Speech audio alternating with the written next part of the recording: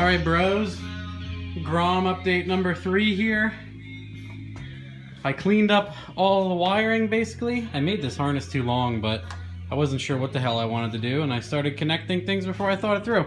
So I may shorten it, or I may just find somewhere to put the Megasquirt while it's on its long thing there. But cleaned up all the wiring, pulled out the wires I didn't need, and then over here is where it really gets funny. What I did here is I pulled out the stock coil. Sorry for running all over the place, but what I had here was the LS coil through the regular stock truck wire, and then I had this stock coil wire going into, it's like completely glued into the stock coil. So you may notice that this is very close to the size. It was like this and the wires were in the back, and then this guy came out, so I cut this guy out.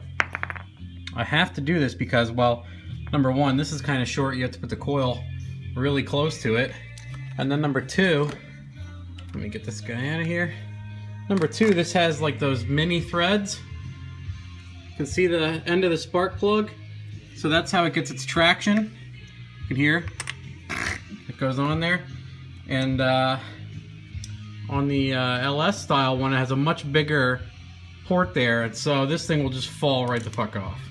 So just for fun, I put my coil in here, and one really nice thing is there's power going to the coil here that's key on, so you can take that and power the coil, the LS coil, and you can take the other wire, which I didn't do, I should have, and you can wire the ignition coil wire into the coil trigger wire on the harness, and then you can connect this guy to the stock LS little 4-pin here. So then you can put any LS coil on here. And I bent these tabs slightly, and I put the 10mm stock bolts right back in.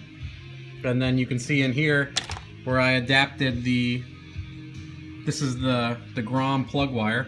I stripped it back and crimped the LS bullet connector on there, so it clips in there nice. And that's just my battery tender, as I've been fucking with this endlessly. So everything's all cleaned up, and the coil is hooked up and everything else, and still running. One thing I did wire in is I wired in the fast idle system. It has an idle valve to adjust the idle, and I have not figured that out fully yet.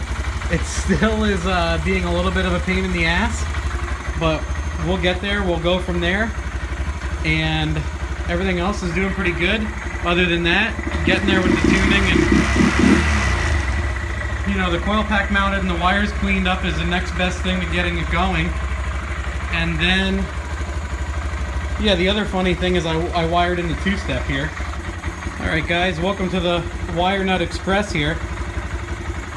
I wire nutted this little clamp here so I can just ground this guy. And you can see the launch control light comes on.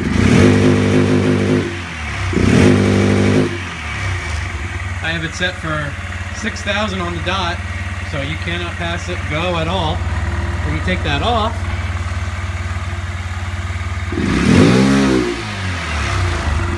real quick and easy, you get that hooked up to a ground on your clutch switch.